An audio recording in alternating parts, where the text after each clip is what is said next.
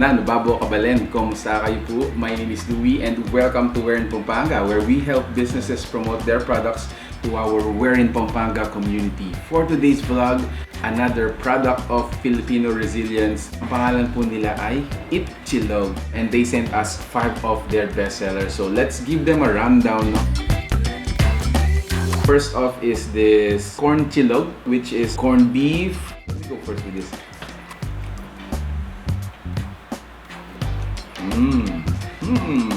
So flavorful. Ang bango ng aroma.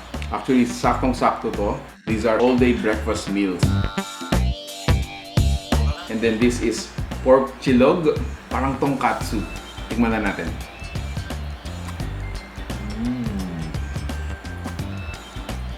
Wow! Yung pork nila dito it's really good. And at the same time, it is also flavorful, no?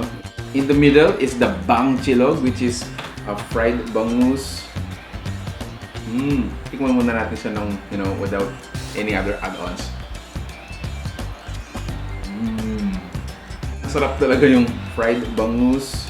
You kind of miss yung mga ganitong pagkain. Next is the top chillog. This is tapa. Surprisingly, it has a slice of lemon. So let me just squeeze this here.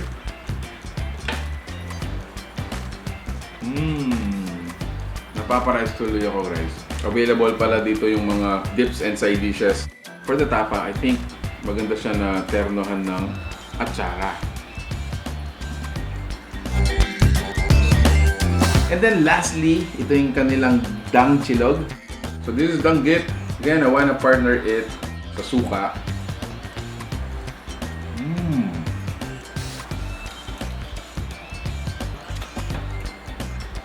Little bit of crunchiness dun sa danggit natin, and as always, you would really expect na medyo maalat siya.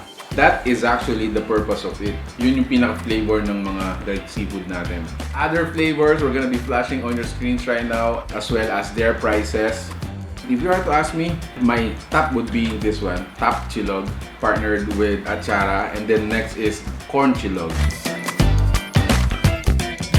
Anyway guys, so if you like the food you saw in this video, please give it a thumbs up. You share it with your friends. I'm gonna share this with my family, and I hope to see you in the next video. Until then, please stay safe, stay at home, and God bless us all. Bye.